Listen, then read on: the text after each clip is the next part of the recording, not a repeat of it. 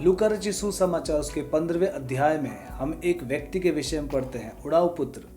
Bible कहती है कि उसके जीवन में गिरावट ही गिरावट आती गई। उसकी गिरावट यहाँ तक चली गई कि वह सूअरों की फलियां खाने के लिए मोहताज हो गया। क्या आप जानते हैं उसके जीवन के मेन कारण क्या थे कि वो अपने जीवन में इतनी असफलताओं को देखने लगा? पहला कारण बाइबल कहती है उसने संपत्ति इकट्ठा की और दूर देश को चला गया, अपने पिता के घर को छोड़ के चला गया।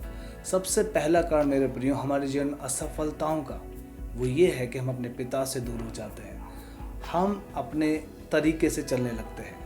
दूसरा कारण मैं जो देखता हूँ उसके जीवन वो ये कि उसने संपत्ति इकट्ठी तो की, दूर देश तो चला गया, लेकिन कुकर्म में, गंदे कामों में उसने संपत्ति को उड़ा दिया।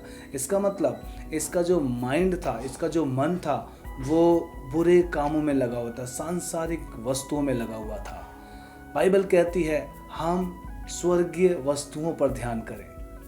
ये एक मेन कारण है आज कई विश्वासियों का कि वो अपने आत्मिक जीवन में असफल हो रहे हैं, शारीरिक जीवन में असफल हो रहे हैं, वो उन्नति नहीं पा रहे हैं क्योंकि उनका मन स्वर्गीय वस्तुओं पे नहीं लगा हुआ है। लेकिन क्या कोई सॉल्यूशन है? क्या हम फिर से दोबारा आत्मिक तरीके से जीवित हो सकते हैं? क्या हम फिर से उन्नति की ओर जा सकते हैं? क्या हम फिर से सफलता की ओर जा सकते हैं?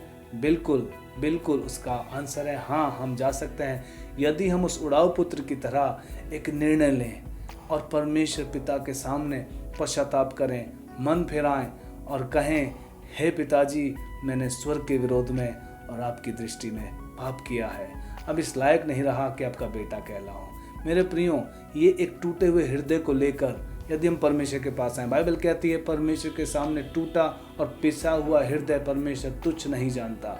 क्यों ना आज हम एक निर्णय को लें, क्यों ना आज हम उस परमेश्वर के पास आए, क्यों ना अपने मन को फिरा कर उस परमेश्वर से कहें, प्रभु मैं फिर से बढ़ना चाहता हूँ, मैं फिर से उन्नति करना चाहता हूँ, मैं फिर से सफल होना चाहता हूँ। परमेश्वर जरूर अपनी बाहें फैलाए खड़ा है।